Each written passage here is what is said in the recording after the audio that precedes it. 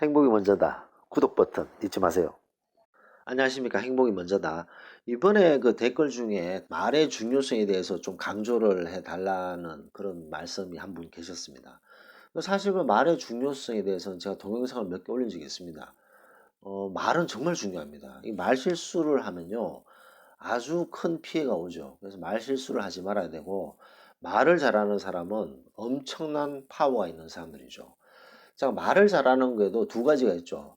말만 번지르르하게 하는 사람이 있고, 말과 행동이 동일한 사람이 있습니다.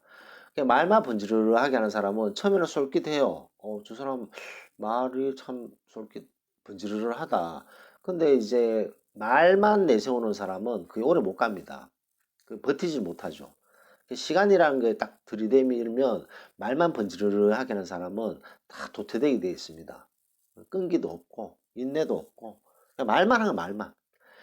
말만 하기 때문에 이제 그런 사람은 말을 번지르르게 하는 것이 더 약점일 수 있다는 거죠. 말과 행동은 일치해야 된다. 그래서 말할 때 항상 신중해야 된다는 것을 알 수가 있습니다. 우리 뭐 역사에도 보면 그 말을 아주 잘하셨던 분 있잖아요. 고려시대 때 서희. 소손영이 그 거란족이 침략했을 때 소손영이 80만 대군을 끌고 와서 얘기했는 게 항복해라, 안 그러면 다 죽인다. 그랬을 때 서희가 찾아가서談판을 짓습니다. 소손영과談판을 지어서 아니 항복은 안 하고 항복은커녕 강동 6주를 그때 얻었잖아요. 서희가. 여러분도 다 아실 거예요. 역사를 다 배웠기 때문에. 근데 서희가 소손영과談판을 했을 때 그냥 어떻게 했을까요? 강동 6주를 좀 주세요. 이렇게 비굴하게 얘기했을까요? 아니겠죠. 당당하게 얘기했겠죠. 그죠? 그 다음에, 서희가 뭐, 소손영의 얘기를 듣지도 않고 자기 주장만 막 펼쳤을까요? 그렇지도 않겠죠. 소손영과 정말 깊이 있게 그 얘기에 푹 빠져서 진지하게 얘기를 했겠죠. 그러면 뭐 소손영이 서희를 뭐 이렇게 화를 좀 내려고 이렇게 툭툭 건들지 않았을까요? 근데 그때 화를 내지 않고 담담하게, 담대하게, 단호하게 얘기를 했겠죠. 그러면 말실수를 안 한다는 거죠.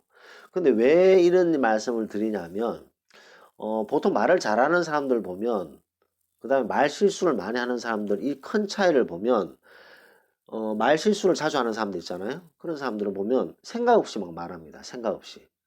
그리고 상대방의 말을 듣지도 않고 본인의 얘기를 막 해버려요. 그 다음에 세 번째가 화가 났을 때 입에서 가시가 막 쏟아지듯이 참지 못하고 뽑아내는 거죠. 이 세 가지가 말실수의 아주 큰 원인들입니다. 생각 없이 말하는 거, 상대방의 말을 듣지도 않고 자기 주장을 펼치는 거, 화가 났을 때, 화가 올라갔을 때 덧붙여져서 막 쏘아붙여서 얘기하는 이런 거 다 말실수잖아요. 이런 실수를 하게 되면 엄청난 그 사람의 어떤 평가, 레퓨테이션에 엄청난 상처를 주는 거죠. 그래서 우리가 말을 조심해야 됩니다. 사회생활에서 말 실수를 하는 순간 그 사람의 어떤 위치라든가 그 사람의 어떤 그 품위 이런 것들이 엄청나게 떨어지기 때문에 말 조심을 해야 됩니다.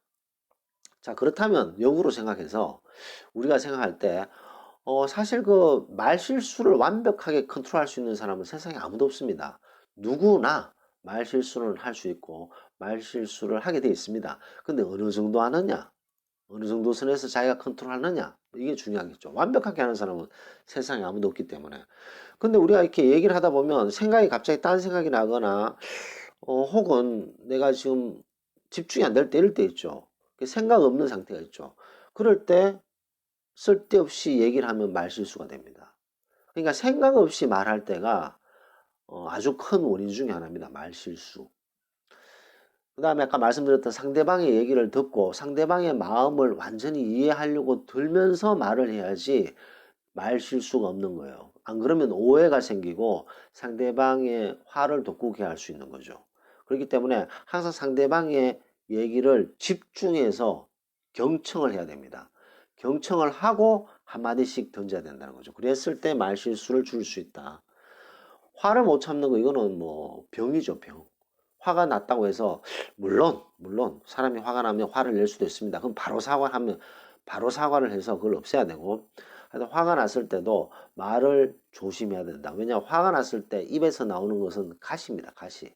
독, 독침 같은 거죠. 독침. 그렇기 때문에 화가 났을 때는 웬만하면 입을 다무는 게 서로에게 좋고 본인에게도 좋다. 그래서 오늘은 말의 중요성에서 말의 실수를 줄이는 방안에 대해서 몇 마디 말씀을 드렸습니다. 녹음을 마치겠습니다. 감사합니다.